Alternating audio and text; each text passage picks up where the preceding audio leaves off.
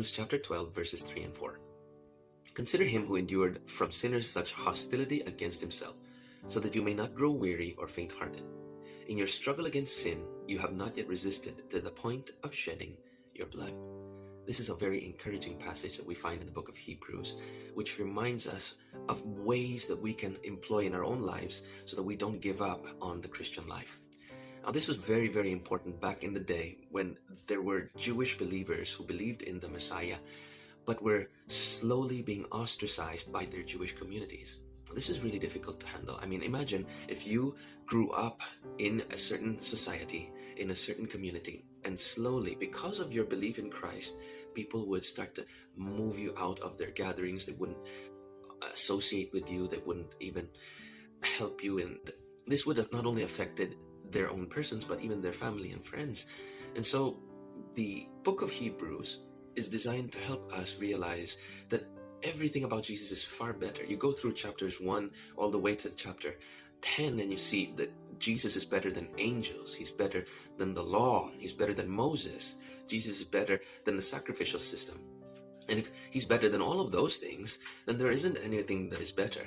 And so the author of Hebrews is exhorting people that although they were being persecuted for their belief, to not turn back to the old ways.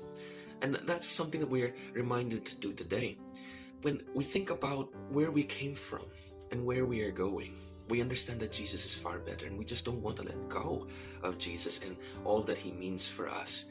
Now, to understand the passage that we've read just a moment ago, we need to look at verses 1 and 2 as well. So I'm going to read it briefly. It says here, "Therefore, since we are surrounded by so great a cloud of witnesses," we're talking about the hall of faith, as it were, in chapter 11, "let us also lay aside every weight and sin which clings so closely, and let us run with endurance the race that is set before us." How do we do that? We look unto Jesus, the founder and perfecter of our faith, who for the joy that was set before him endured the cross, despising the shame, and is seated at the right hand of the throne of God. If you want to be able to go through all of the hardships, all of the persecution, you need to keep your eyes focused on Jesus. And how do we do that in particular? In what way?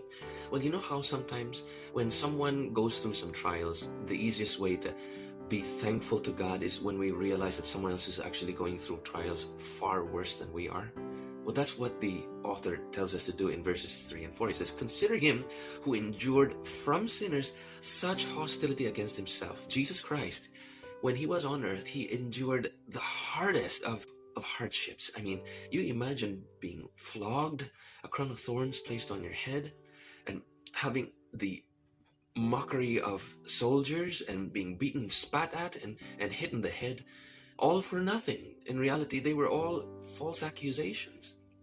And if we think about what Jesus went through, we understand that it's nothing compared to what Jesus has gone through.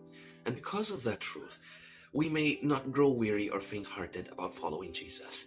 In fact, in verse 4, it reminds us even further by saying, "In your struggle against sin," against the temptation of turning away from Christ, the temptation to live easily and to go back enjoying sin for a season, our battle against that kind of sinful act has not brought us to the point of shedding our own blood, whereas Christ, in his battle against sin, died the death of a criminal. And so here we are reminded, in order for us to stay and endure until the end, we must remember Christ. We must remember what he did. And once we do, we can count ourselves far more blessed than anyone else. So I pray that we all be included in God's family by remembering Christ and his sacrifice.